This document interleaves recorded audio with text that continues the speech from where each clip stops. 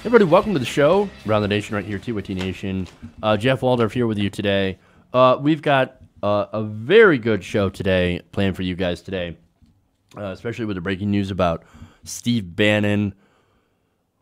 Oh, that's going to be interesting. So what does that mean in the long term? I'm not entirely sure, but I will get into the details as reported by the New York Times. So that's a fun story. We also have Trump being incredibly racist,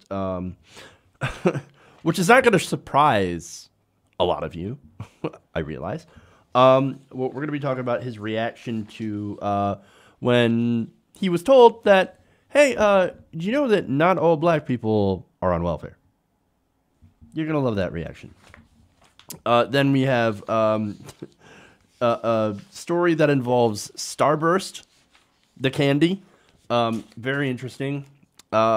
Then we have, we'll go to politics, of course, on the docket deal, what the Democrats should do. And Joe Scarborough gives some actually good advice.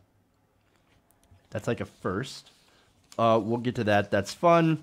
And then, of course, we've got some big news on net neutrality, as well as municipal broadband, a new study. So we'll talk about all that today on the show. So stick around for the next hour, of course, as we go around the nation for some of the best stories in progressive political commentary that you can find on the web. So before I get into the stories, I want to thank everybody for watching. Please like and share to make sure this gets out to as many people as possible. So when you guys do that, that massively helps the show. Also, other ways to help the show using the YouTube Super Chat. That's always helpful. Got a lot of great Super Chatters here. And as for the Facebook audience, I'll take some comments. So if I see any comments that I want to read, I will read them on the air. Because, like I said, I like to get feedback from the audience. So those of you watching on Facebook Live, I'll read your comments. All right. Anyway, and the same thing, of course, with YouTube Super Chat. Leave a comment, and most likely I will read it. All right. One more group of people to thank, of course, is patrons, patreon.com/TYTNation. That, of course, is another way to help the show. You can do so by giving a monthly donation or a one-time donation through our Patreon page. So, and, of course, all of our content is free, so it's not paywalled, but eventually I do want to do something specifically for the patrons, and I'm just still trying to figure out what. All right. Anyway, so that's all that stuff. Let's get into the stories. Let's start with Steve Bannon. Ooh, interesting. All right. Steve Bannon's month just keeps getting worse. So the last couple of weeks, he's been through the ringer, which you might not know by looking at his face because, man, look, he looks like death. Let's be honest with you. I'm going to be honest with you guys. He looks like crap. So you can't really tell that he's having a terrible, terrible week because he always looks like that. Looks aside, he has been personally attacked and derided by the president and called the name of Sloppy Steve. I love that because it makes me think of Sloppy Joes. Now, not only is he being called Sloppy Steve and being, attacked on Twitter by Donald Trump and Donald Trump circuits, he's also been abandoned by the Mercer family and a lot of his allies. So they're gone. And not only that, but he was also fired from Breitbart. So again, he's not having a good time, right? And now it gets a little bit worse for him. You see, now he has been subpoenaed. We find out that last week he was subpoenaed by Robert Mueller. Oops. According to a report by the New York Times, Bannon, President Trump's former chief strategist, was subpoenaed last week by special counsel Robert Mueller to testify before a grand jury as part of the investigation into possible links between Mr. Trump's associates and Russia, of which there are some interesting links, right? Now, the move, they explain, marked the first time that Mr. Mueller is known to have used a grand jury subpoena to seek information from a member of Mr. Trump's inner circle. So that's interesting, the use of a subpoena. Now, why do that? Well, there's a couple of different theories. One is that Bannon was less than willing to be questioned by Mueller, so this is a way to get him in and say, look, man, we think you know something, and so we would like you to talk to us. And by saying we would like you to talk to us, we're going to force you to talk to us because you can't dodge a subpoena. So we look forward to seeing you, Mr. Bannon. Now, there's another thought about this, and that some are considering this to be a negotiating tactic. They explain, Mr. Mueller is likely to allow Mr. Bannon to forego the grand jury appearance if he agrees to instead be questioned by investigators in the less formal setting of the special counsel's offices about ties between Mr. Trump's associates and Russia, about the president's conduct in office, according to a person who would not be named that has knowledge and was discussing the case. So that's interesting. Number one, this also means that Bannon himself is not a focus of the investigation. So that's actually really important when it comes to the legal stuff, right? Simply put, they don't think Bannon did anything wrong, but they think that he might have information, and they're trying to find out what information he might actually know. Now, that makes sense. And the reason that they're looking into Bannon, that they did the subpoena to Bannon, is what he said in Fire and Fury, right? Those quotes.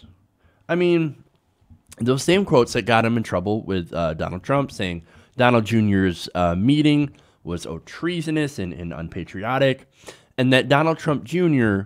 would, quote, be cracked like an egg by Mueller. Now, earlier when I covered that, I said, those things, some of those statements, those quotes, if I were the investigator looking into Russia, I would be curious about that. Like, why would you say that Donald Jr. would be cracked like an egg? Well, that's interesting. Maybe I would like to talk to you because it's possible. It seems like you might know something. So that's what they're trying to do. Now, Bannon also said that there was zero chance that the younger Mr. Trump did not take them to meet his father, who has said he has known nothing about the meeting. So if that turns out to be true, well, that's a huge, huge thing. Because it's not just Donald Jr. and Paul Manafort and some of these other people that met with the Russian lawyer who supposedly had dirt on Hillary Clinton, but Trump himself. Well, that would be a major development.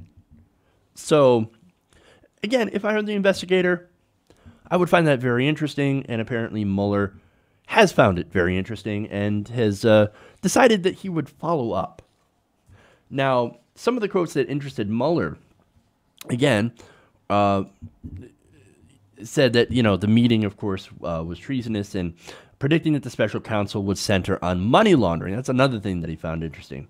Now, in the interview, the Times note that prosecutors generally prefer to interview witnesses before a grand jury when they believe that they have information that witnesses do not know, or when they think they might catch the witnesses in a lie.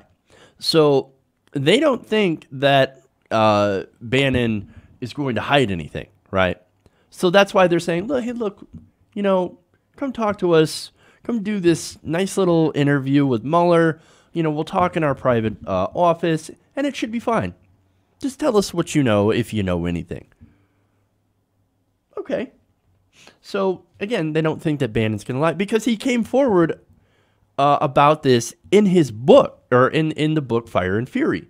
So, that's like more of an open statement. Now, Bannon's like, look, I kind of said these things, but I actually meant Paul Manafort. I didn't mean Donald Trump Jr. He kind of walked it back a little bit, but he doesn't deny what he said for the most part. And though he did say that, hey, man, look, I said that. I didn't know that was going to be in the book. Please don't come after me anymore, Donald. Please. I still want to be your friend. I still believe in you. I believe in you. So, now, anyway, the Times continues on that interview. They said, it's, quote, it is much easier for a witness to stop the questioning or sidestep questions in an interview than during a grand jury testimony, which is transcribed and witnesses are required to answer every question. But again, they're going that route because they don't think that Bannon is going to sidestep those questions or stop the questioning. I think he's going to be honest. So, again, that's very, very interesting on that. Now, Solomon S. L. Weisenberg, right? He had this quote. This is a prosecutor for the independent counsel that investigated Bill Clinton. So I guess he would know about investigations. He said that by forcing someone to testify through a subpoena, you're providing the witness cover because they can say, I had no choice. I had to go in and testify about everything that I knew. So in a way, that kind of helps Bannon and also helps Mueller. Bannon wants to get back in the good graces of the president because all he can say is, hey, man, look, it's not my fault. I was subpoenaed. What am I supposed to do? And look, it's possible that Bannon didn't know a lot about Russian collusion either. So now you might question, like, okay, but look, if Bannon doesn't know anything about Russian collusion, then what's the point of talking to him? Well, because he might know about obstruction of justice. They explain. Mr. Bannon has limited firsthand knowledge about two key issues within Mr. Mueller's purview. The president's firing of James Comey, a decision made without Mr. Bannon president, and the drafting a misleading statement about the subject of the June 2016 meeting with Russians, in which they promised damaging information about Hillary Clinton. So those are the things that he wasn't exactly there on, but he might have some perspective on, right? That they would be curious about that. He said that Mr. Bannon's secondhand knowledge could be used to draw a contrast with statements from people with firsthand knowledge whom Mr. Mueller has already interviewed. Just so that's to see if it all matches up. Now, Bannon, however, was directly involved in other moments, including the decision-making around the firing of Michael Flynn, the president's first national security advisor, who was dismissed after he lied to Vice President Pence about phone calls with the Russian ambassador.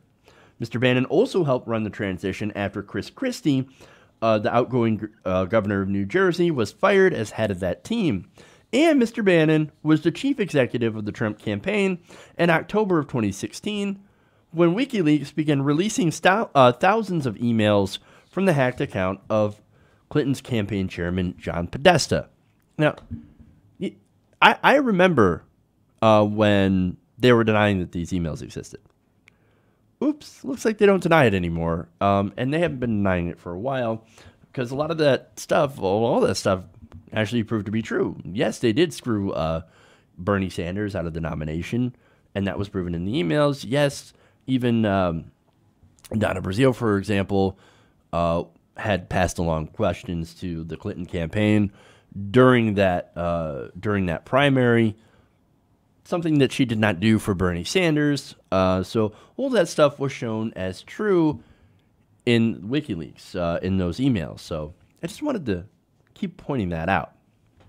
But anyway, look, what this means is that despite Trump's claims that Bannon was only a small part of Trump's campaign and didn't really play much of a role in his presidency, this kind of proves that that's a bit of an absurd statement. Again, he was Trump's chief strategist and had once been placed on the Security Council and was a big part of the inner circle. So he would know things, right? And I think he does know things. I don't know exactly what he knows, and that remains to be seen. But look, if I were President Trump, I would be actually a little worried. Not because I think Bannon wants to turn on Trump, but because this could end up confirming or revealing something about the campaign, whether it be a relatively small, minor detail that corroborates with something else. I don't know. But it could be that there might be something in there in that testimony that could help Mueller get to Trump. So we'll see what happens. But this is a big development. And I think it's only the beginning in the saga of Sloppy Steve. And of course, it also shows that this investigation itself, I think, is far from over. Okay.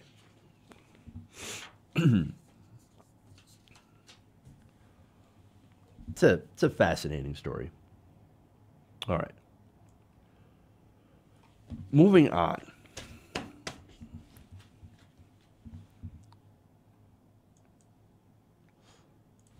Let's go to Morning Joe, actually.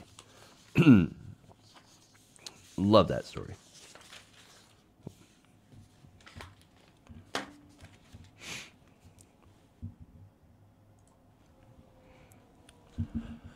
So right now, Washington is in the middle of a fight to create a spending agreement that would fund the government and avoid a government shutdown, which would be disastrous for Republicans. Now, Republicans, of course, want funding for a border wall as well as additional border security, and and they're not necessarily interested in making a deal on DACA. So, Democrats, however, on the other hand, what they want is a clean bill for DACA, as well as the funding of the government that does not include money for a wall. So now the fact that the Republicans need Democratic votes to keep the government open kind of plays into the advantage of the Democrats, who I think, in my opinion, are not going to be blamed for a government shutdown. In fact, there was an NBC News Wall Street Journal poll that kind of backs that up. This was done in mid-December, so the numbers are probably changed by now. But this poll found that 31% of respondents would blame congressional Republicans for a government shutdown, whereas 29% would blame congressional Democrats, and 18% would blame just Trump for a government shutdown. Well, that's interesting. Now, 62% in that same poll also they also found 62% support for extending DACA protections. So in that same poll. Now, knowing those two things, how more people would blame would blame Republicans and Democrats for a government shutdown, and that the position that the Democrats are taking, expanding the protections for DACA recipients, 800,000 Americans who were brought here, or people who were brought here to America without, I guess, their consent, because they were brought here as children, and giving them a pathway to citizenship. That's actually incredibly popular, right? So now this leads me to Morning Joe, of all places, who actually had some sound advice for the Democrats. Let's watch. Republicans have a majority in Washington, Republicans, D.C. you need to be better parents. So if the government shuts down, I have no idea where that came from. That was just, hold on. This president is a child. Okay, so, and running after him and sucking up to him at Mar-a-Lago is not going to help you. And I don't know if you were interested in perhaps going in there and seeing the spiral staircase and a little altar where you can have dinner and the piano and the gold and the mirrors on the wall. It's not worth it. Okay, you need to parent him. Don't show up. Tell him you're not going to show up until he shapes up. Okay, so I love that, right? So here's Mika saying, oh, you got to parent him. He's a child. Well, actually, she would know. They both would know because, look, they used to be good friends of Donald Trump, right? And so they had been to Mar-a-Lago. So she explains, oh, we go there with the spiral staircase and the mirrors and the gold and all that. It's not worth it. It's not worth it going to Mar-a-Lago. Well, yeah, well, look what happened, right? You criticize Trump at all, and suddenly he's like, that she was bleeding badly from a facelift, and she wanted help. I said no.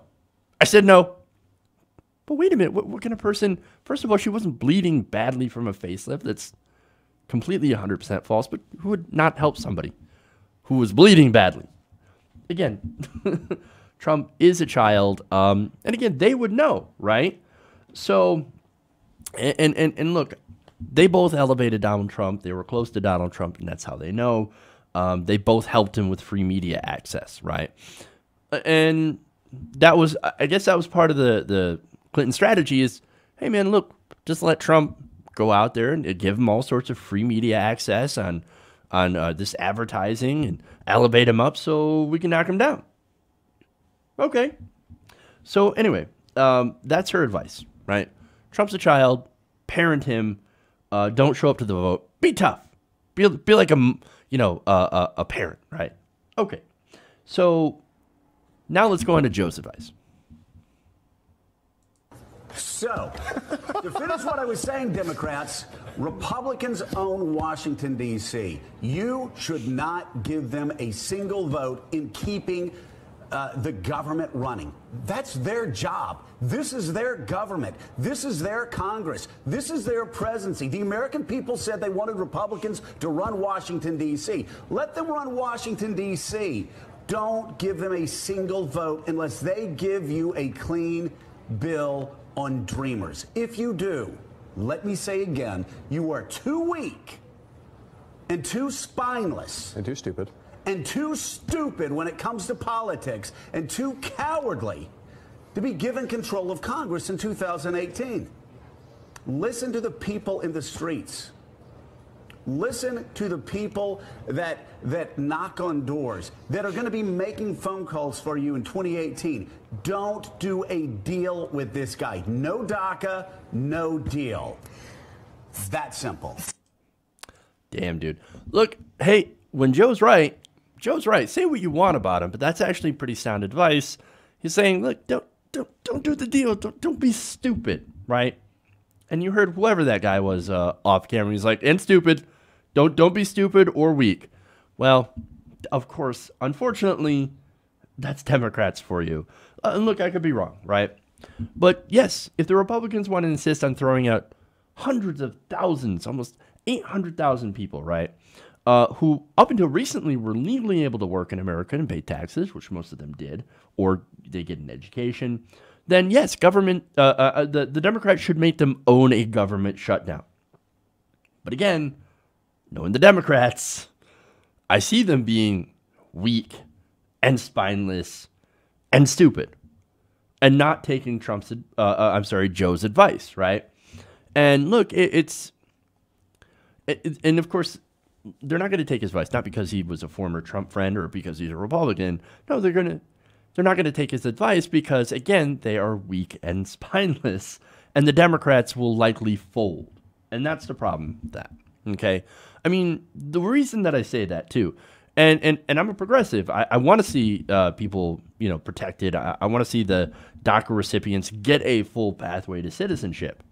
That's what they deserve. They've been here for their entire lives, and they've been working hard, and so they deserve that pathway to citizenship. But the deal that Trump rejected, by the way, so this was they had this bipartisan deal all set up, right? In it, the Democrats were willing to give them money on border security, according to the Washington Post. That deal would have offered Dreamers an eventual path to U.S. citizenship, which is great. That's a great part of the deal, but that should have been the only part of the deal. In return, they would get border security funding, including some that could be used on the wall.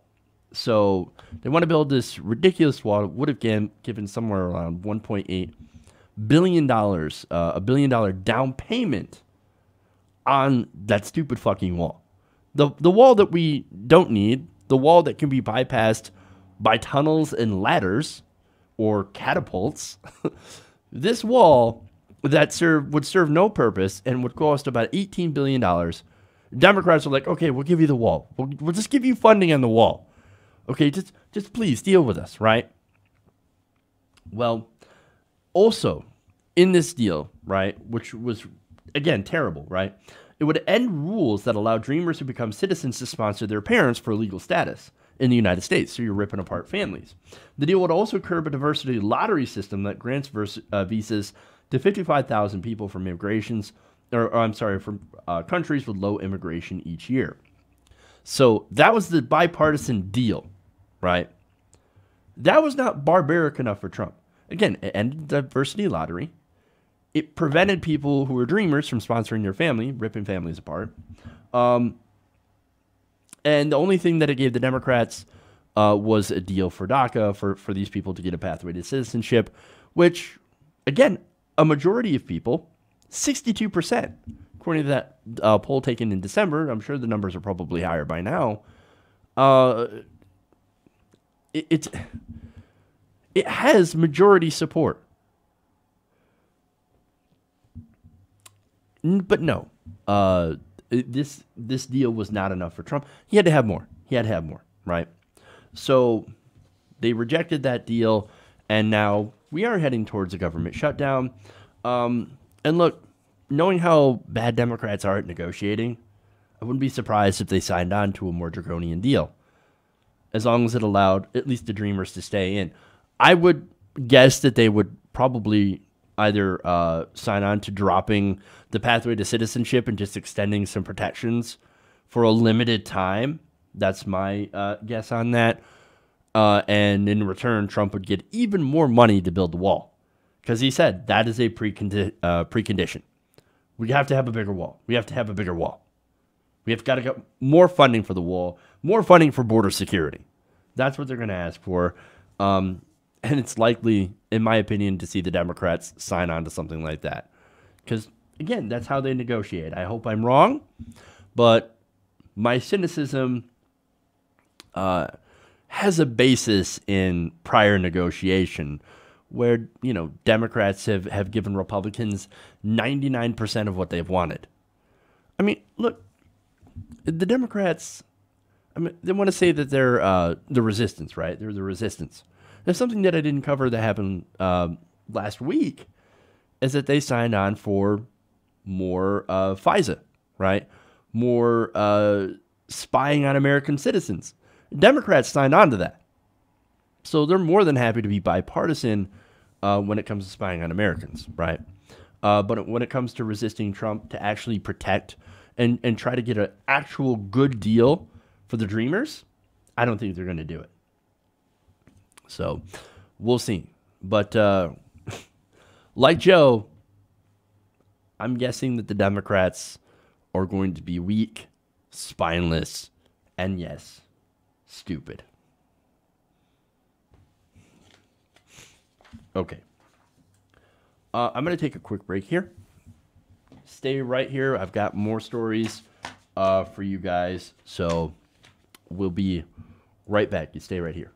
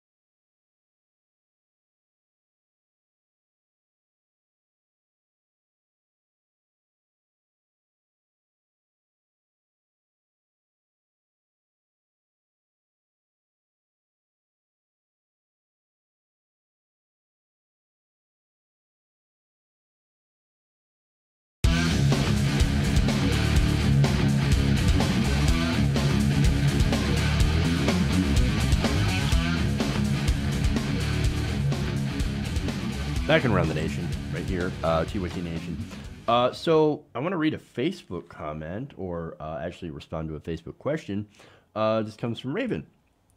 She asks, since yesterday was Martin Luther King Jr. Day, what would I suggest to people to those who believe MLK Jr. was a conservative? Well, first of all, I would laugh in their face. I love it when they try to whitewash, in this case, literally, Martin Luther King Jr. Not only was he not a conservative, he's actually a socialist. So he was talking about, and this is, I think, what got him killed. Basically, talking about how, hey, look, we need to have more workers' rights. we need to have a system of economics that isn't predatory capitalism. You can't have true equality when, black people can't afford a hamburger, right? What good is it to have the ability to go and sit at a hamburger stand if you can't afford it? So economic justice is a big part of his platform. That does not ring with current conservative ideology, current Republican ideology.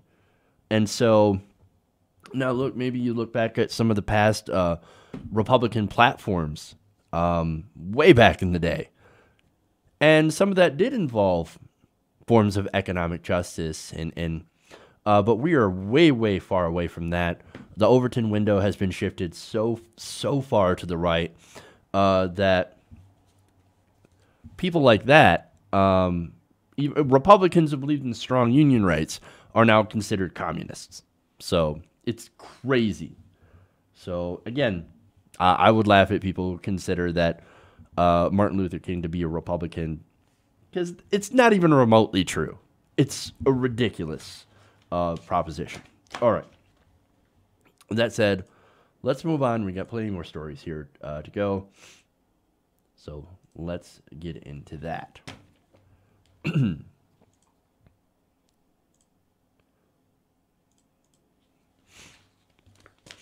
Speaking of racism.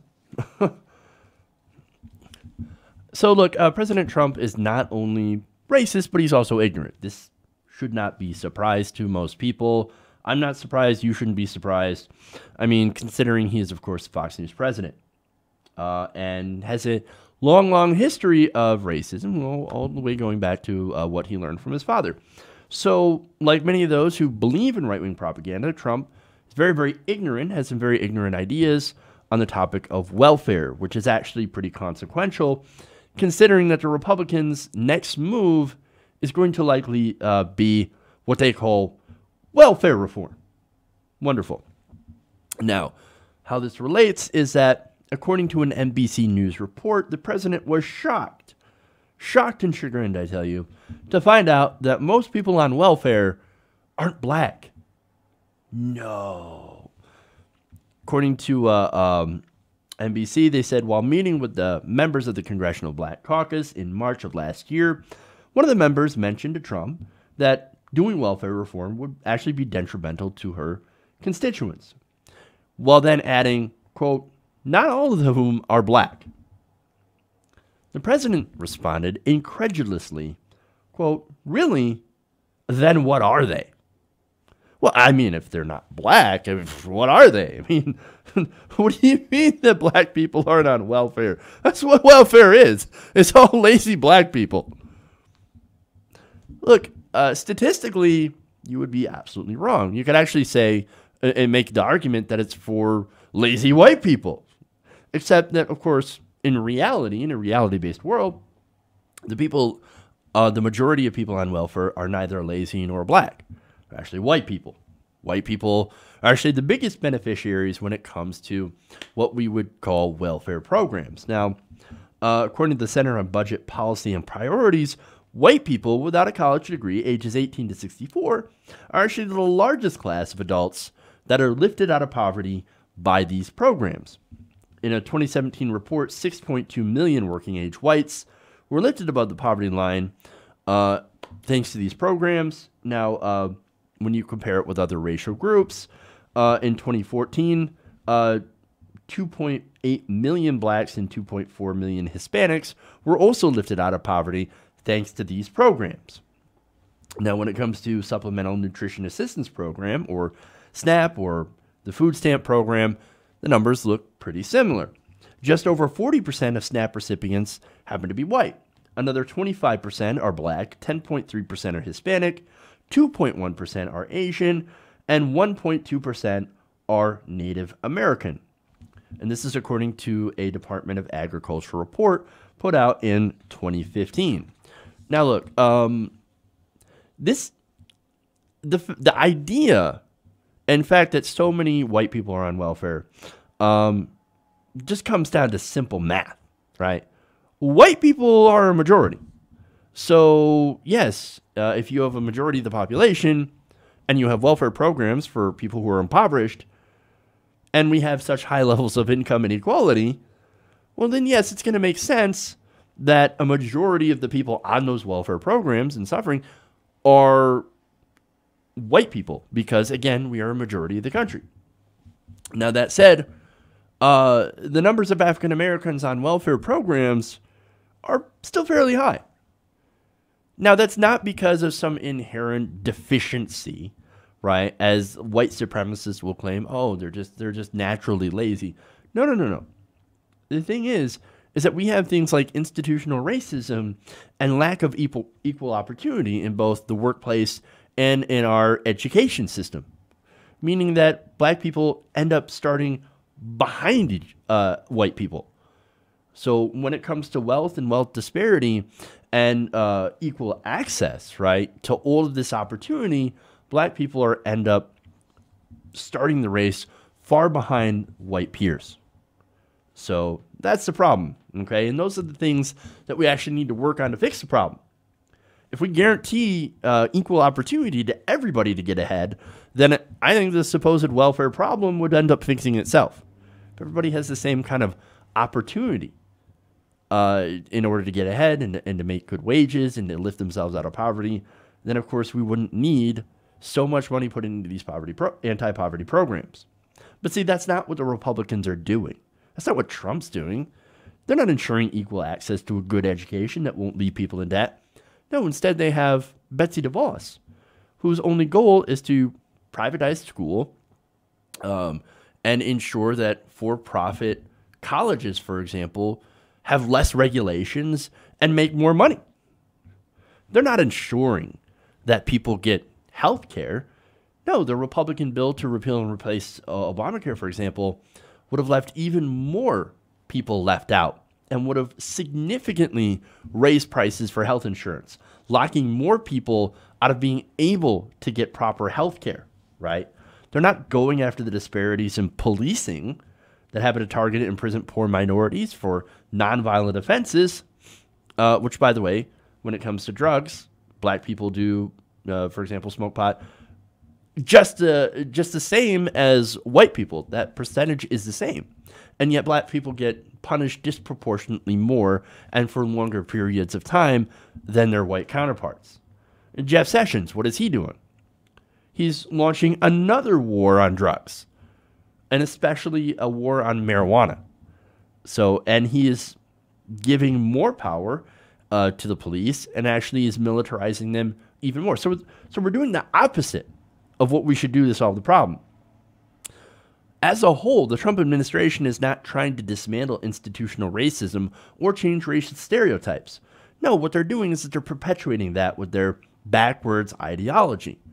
Because look, the Republican ideology is wrapped up in nothing more than white identity politics and has been that way since the civil rights era.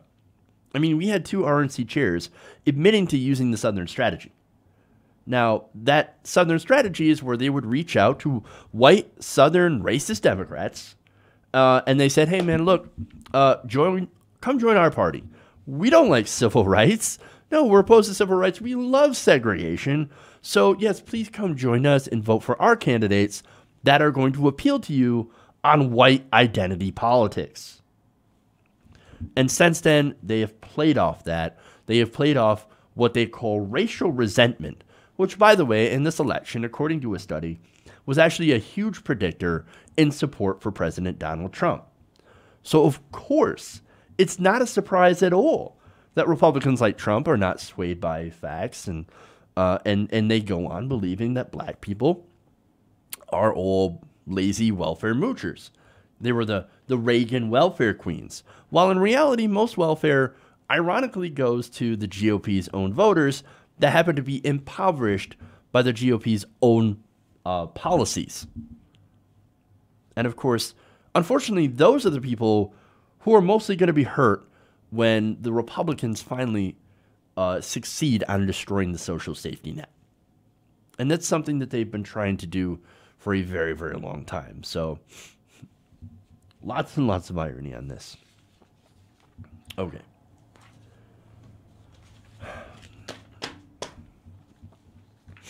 moving on.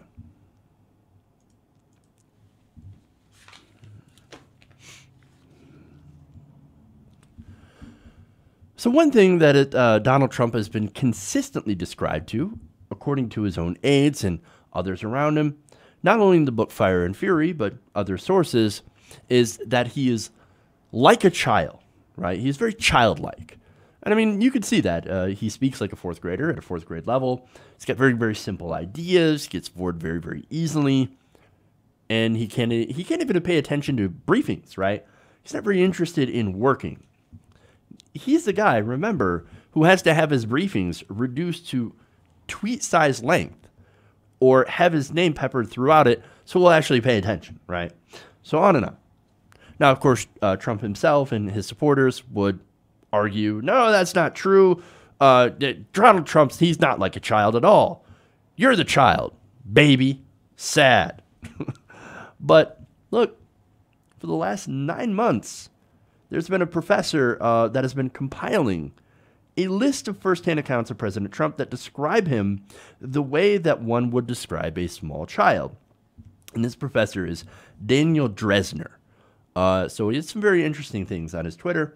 One of these examples is an anecdote from the Washington Post on House Majority Leader Kevin McCarthy and how he was able to impress the president with Starburst candy. That's awesome. Now let me read that to you. President Trump and House Majority Leader Kevin McCarthy were alone in the presidential suite on Air Force One, flying east towards Washington in early October, when the president reached for a handful of Starburst. But instead of unwrapping all the treats, the president was careful to pluck out and eat 2 flavors, cherry and strawberry. McCarthy noticed. Now, to be fair, cherry and strawberry, those are the best flavors. In fact, they're tremendous. So, there's nothing wrong with that, right?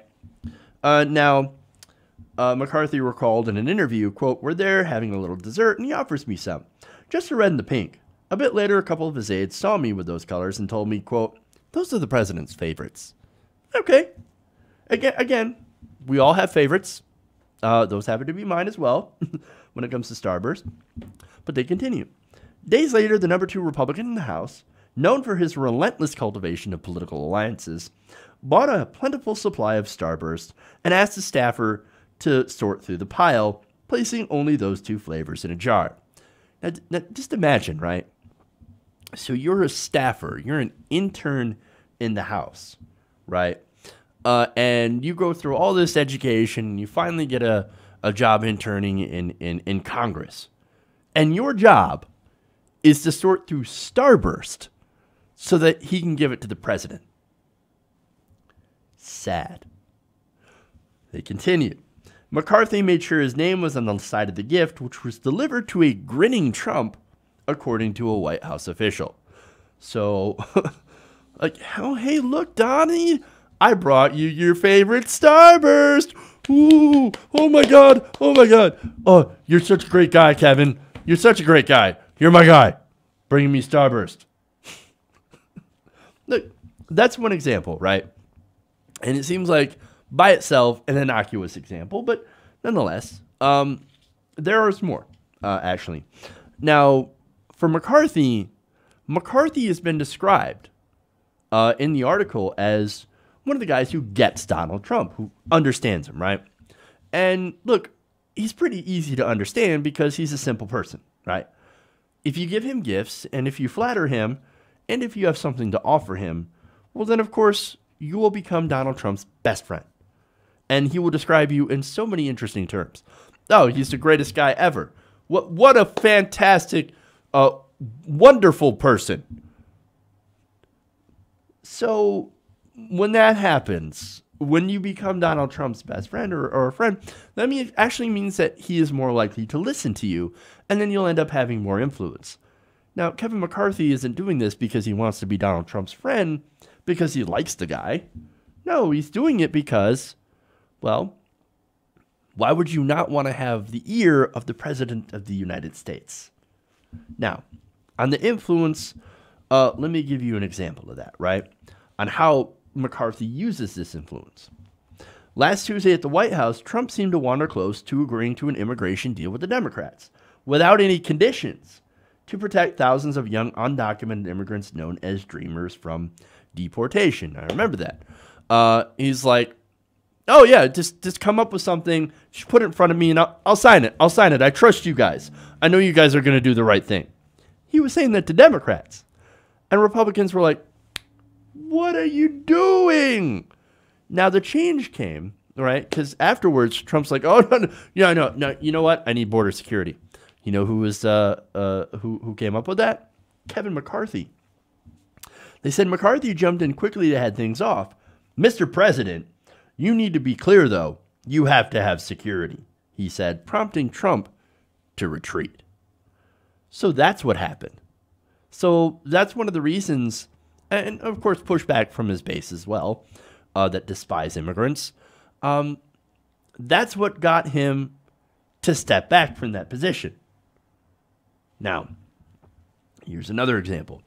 While at Camp David earlier this month, McCarthy took up the task of explaining the obstacles facing Republicans ahead of the midterm elections in November, walking through the financial hurdles and bleak prospects in various races.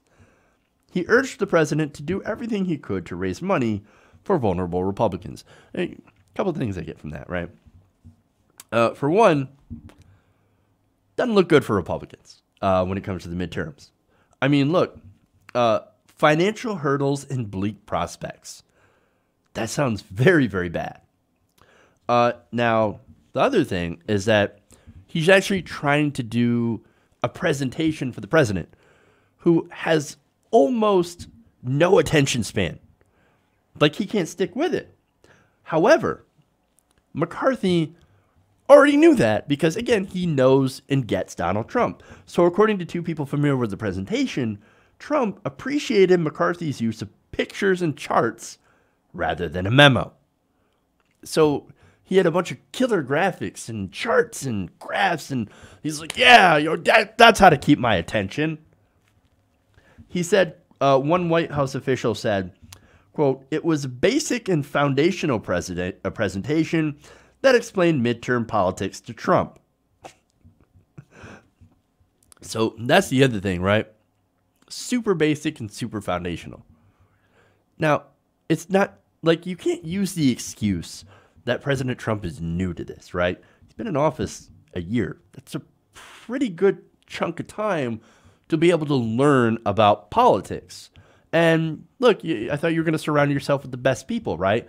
The best political strategists, for example, talking to them. And so that you can get a grasp on the job that you're supposed to be doing. Well, apparently Trump barely gets that because he has to be shown basic and very foundational presentations. Now, a second White House official on Kevin McCarthy, right, being the Trump whisperer, right, said that Trump may not have listened to others as well as he listened to McCarthy, which is why the tough love needed to come from him.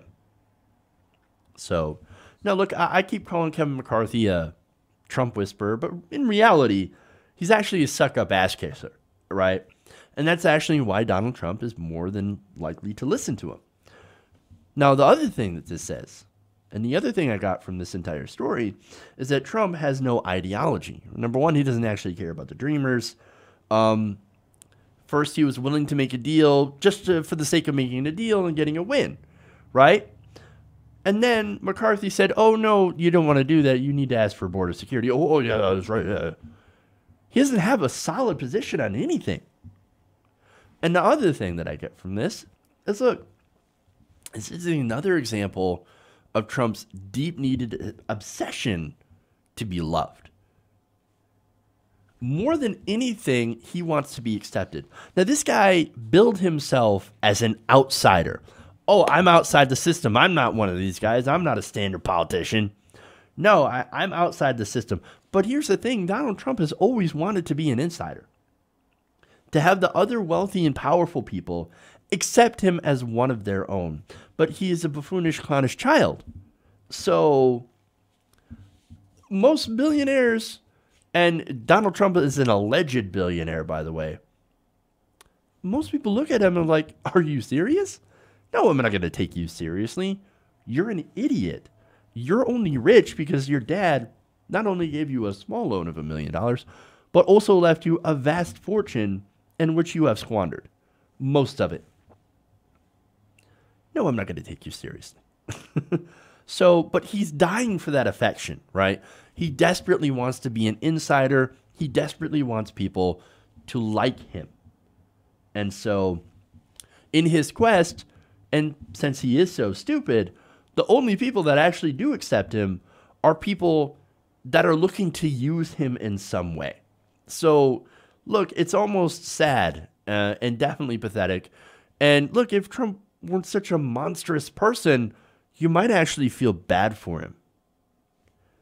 And now Trump and other Republicans that stand by his side, they're just the latest group of people that have actually figured that out and are now using Trump to get what they want. Okay. I love those looks into who Trump really is. Okay. But wait, let's switch gears. Let's talk about net neutrality. Let's go back here. All right. So there's some interesting news about net neutrality. It appears that they are nearly to the threshold of being able to vote in favor of restoring net neutrality protections. In fact, the Washington Post has reported that now 50 senators have endorsed a legislative measure to override the FCC's decision to deregulate the ISPs, the broadband industry. Now, 50 votes, 50 senators have signed on to this. Only 51 are required. Remember, this isn't something that you can actually filibuster, right? This isn't something where you need 60 votes. You only need 50 votes because this is what's called a Senate resolution of disapproval. Now, it's actually part of the Congressional Review Act. And what it could do is that it could roll back Ajit Pai's removal of net neutrality rules. But not only that, but it would also prohibit the agency from passing similar measures. Now, the rules, of course, that were eliminated banned internet providers from blocking or throttling or slowing down websites, and allowing ISPs to create what they call paid prioritization or fast lanes for websites and companies that are willing to pay for faster access. Now, that would actually devastate the internet business ecosystem and actually hurt a lot of online businesses who are now have to pay a ransom in order to have their websites be able to compete with the larger companies. It would basically ruin smaller websites. So that's why a lot of businesses are actually like, we like net neutrality rules. We would like to restore them. And so we're not in favor of Ajit Pai's decision. So we would like to ask Congress to do so, to act on this, right? So in total, this has the support of all 49 Democratic senators, as well as one Republican. That is Suzanne Collins of Maine. So, look, I want to give her credit on this one because she's actually, I guess, living up to the mantra of, yes, I'm a moderate Republican. Wonderful. Great to see that you're with us on this one. Okay. So, now that leaves one more Republican vote.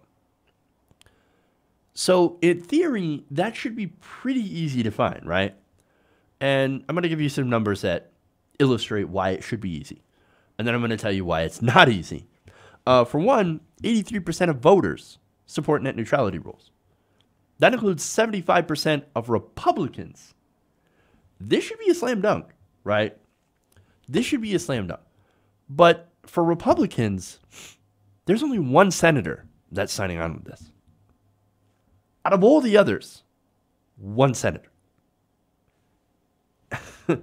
And look, you guys know why, right? Follow the money. Telecommunications lobbyists from all these different companies have poured millions of dollars in defeating net neutrality, right? And they did so because it makes these companies billions and billions of dollars. This is going to be an enormous windfall for these companies. So, of course, they're paying lobbyists to go and bribe our politicians with campaign donations so that they can get net neutrality eliminated. That's why Trump, by the way, also, and a lot of Republicans, helped and supported Ashit Pi. That's why Ted Cruz called it the Obamacare of the internet. It's because it will get money from the telecommunications industry. So that's why, by the way, a measure that has 83% support among the public can't get any traction. It's the money. It's the money in politics that is preventing this from actually getting action. And that's also probably why this won't work, even if it gets 51 Republicans to sign on. It still has to go through the House, and of course, President Trump still has to sign it. So I think very, very unlikely. However, what Democrats are doing is that they're hoping that, hey, man, look, if you don't go in support of this, then we're just going to use this against you in the next election, in the midterms. So it's going to be an issue, but the Republicans, I don't think they care about that because they're still going to get the money, and I think they're still going to get the votes. So even if since 3/4 of Republicans are still in favor of net neutrality, there are going to be other issues that they're going to sign with with the Republicans on. And that includes things like being pro-life and pro-Trump and all that stuff. So I don't see this being a defining issue for Republicans that they're going to vote, we're going to vote for the Democrat based on their stance on net neutrality. No, of course not. But it's nice to hope. Anyway, now, again, credit to Suzanne Collins for actually going with her constituents and saying, no, I actually do care about net neutrality. So, yes, I am going to support this. Now, the rest of the Republicans in Congress, they've showed that so far they are bought and paid for by the industry, and they don't actually give a shit about what their constituents think. So, yes, while this would be great, this would be an issue that would normally, if we lived in a normal system, would sail through Congress with so much not only a grassroots support, but should be bipartisan support with old Democrats voting in favor of this. I don't see it going through. And it's because our system is poisoned by the money. We want net neutrality, we want any of these things, then we're going to have to get to work on getting the money out of politics so that we can actually start to win on these issues. Because if we don't, then we're always going to lose on the issues because we're not the side that has the money. Okay. One more story here, and I realize we're going to be heading a little bit late, but we're running a little late, but that's okay. One more story for you guys.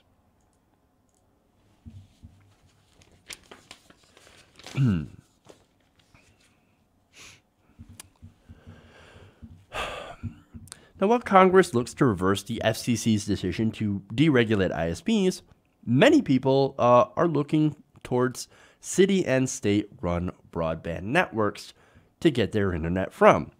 Now, what they found, according to a new study from Harvard University, is that these networks, these broadband networks, are not only cheaper, but are actually more transparent about their pricing.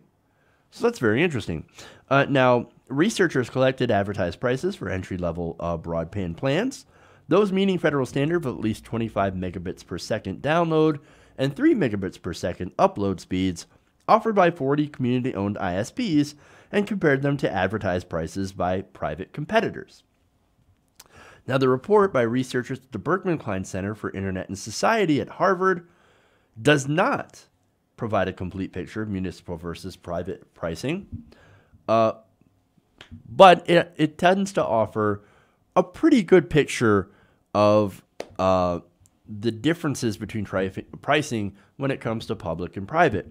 Now, the reason that they can't get a whole picture or a complete picture is because data about private ISPs' prices are actually more difficult to get than information about municipal network pricing. So that shows that, again, municipal internet, they're upfront about their prices, while broadband ISP companies are not. They're not straightforward with their prices. Now, in cases where researchers were able to compare municipal prices to private ISP, the city-run network almost always offered lower prices for similar service, by the way. Now, this should not be a surprise to people. City-run broadband or city-run anything will always be cheaper because there's not a profit motive attached to it. They don't have to worry about increasing their bottom line. They don't have to worry about paying executive bonuses or paying shareholders.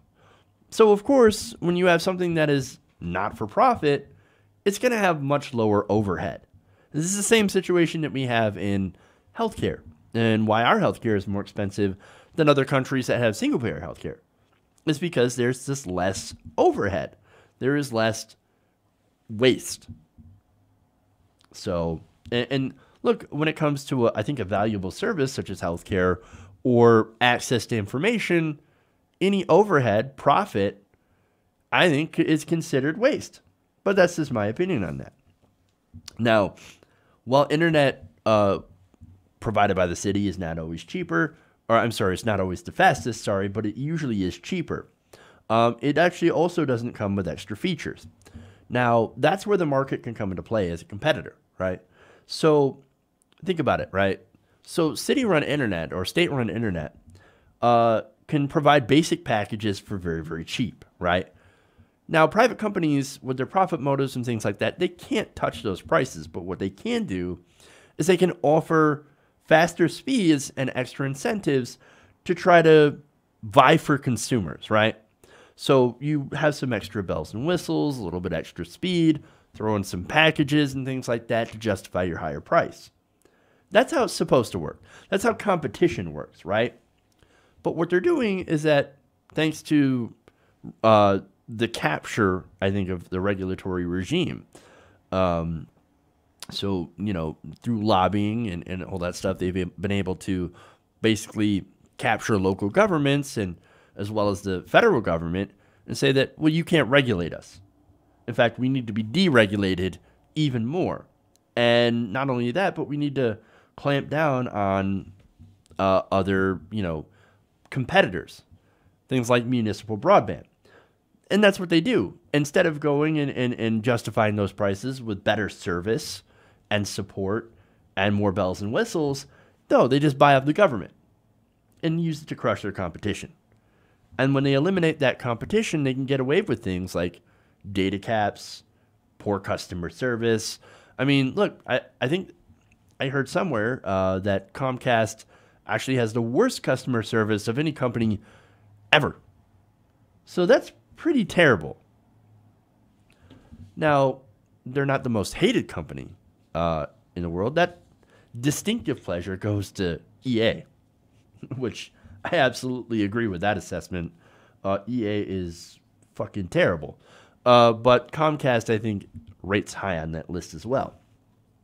No, but the reason that they can do that and have such piss poor service and customer service and high prices is because our internet companies, our ISPs, are in regional monopolies. So they have no incentive to innovate or do faster speeds or give good customer service. And that's actually why we not only need net neutrality, but we also need something to compete against those ISPs or to break them up. Now, there's more details from this study. They found that most community-owned fiber-to-the-home networks, which is faster than DSL, faster than cable, all that stuff, actually charged less and offered prices that were clear and unchanging. Whereas private ISPs typically charge initial low promotional rates that later sharply rise, usually after 12 months. They were able to make comparisons in 27 different communities. And they found that 23 cases, the community-owned FTTH providers' pricing was lower when averaged over 4 years. In the other 13 communities, comparisons were not possible, either because the private provider's website terms of service deterred or prohibited data collection, or because no competitor offered service that qualified as broadband. They also made an incidental finding that Comcast offer different prices and terms for the same services in different regions. So now, I want to give you some numbers here on how much cheaper municipal broadband for these FTTH networks actually are. And this is by the numbers. Prices for municipal ISPs were between 2.9 and 50% less than the lowest cost such service offered by a private provider or providers in that market. So that's a wide range, 2.9% to 50%. In some cases, however, and these are, I think, rare cases, a private provider service costs between 6.9 and 30.5% less. So again, there's a big disparity there. But in some cases, they actually did find that when you had competition, that private prices actually dropped and were actually cheaper in some areas. Now, there's two examples that the report found about local municipal ISPs being far cheaper than their big company counterparts. In Lafayette, Louisiana, for example, where the Lafayette utility system offered a 50% savings compared to KTC Pace and a 34.2% savings compared to Cox Cable. Now, of course, the municipal provider's prices were better, even though its entry-level broadband speeds were 60 megabits per second down and 60 megabits per second up, which, understand, is an entry-level package. If you're doing gaming or streaming, you might actually want a more expensive package, right? And that will actually cost you more. Now, the entry-level KTC Pace and Cox plans, however, were actually far slower. 50 megabits per second down and just 5 megabits per second upload. So here's a case where municipal broadband is both cheaper and better than a private company, than all their competitors. In, hopefully I say this right, Sebelwane, Michigan, the municipal provider was 43.8% cheaper than Comcast, despite offering faster speeds in the entry-level broadband tier. So you have a company that's nearly municipally owned broadband that is almost 44% cheaper. Now, for example, if you pay about $50 for internet, right, and your city opens up its own broadband provider that charged 44% cheaper, well, you pay a lot less. It'd be somewhere around $27. And I'm not 100% on that math, but that should be around what you pay. That's a big amount of savings. Not only did they beat Cox in Sebelwane, but municipal providers beat the pricing of both of Comcast, Charter, Wave, and Mediacom in other cities. And so these results are why ISPs are scared shitless of city-run broadband and are now rushing politicians and lobbying them relentlessly to kill and ban these companies, these city-run municipal broadband providers. Now, the thing is, net neutrality, look, this is important, not only in the terms of net neutrality, but when it comes to America's far, far overpriced internet, right? In a world without net neutrality, with all these regional monopolies, local broadband, that is the only thing I think that's actually going to not only fight back against, throttling and blocking and paid fast lanes, but also it's going to allow competition in these markets. So what we have to do as citizens is we have to get more involved, right? So, for example, if your city or your town or your state wants to open up municipal broadband, then support it.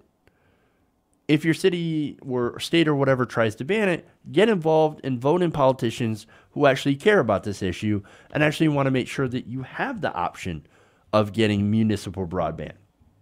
We've got to do something to fight against the ISPs.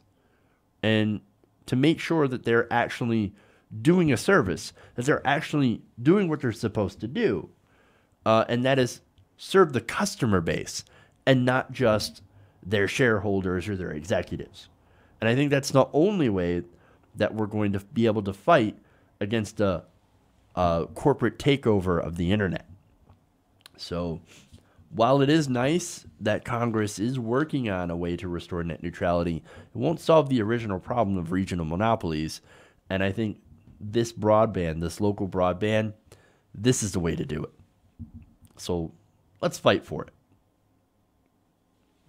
Okay. That's it. Again, we went over. That's okay. Thanks, everybody, for watching. Thanks, everyone, for going around the nation with me today. If you haven't already, please like and share and subscribe to the channel.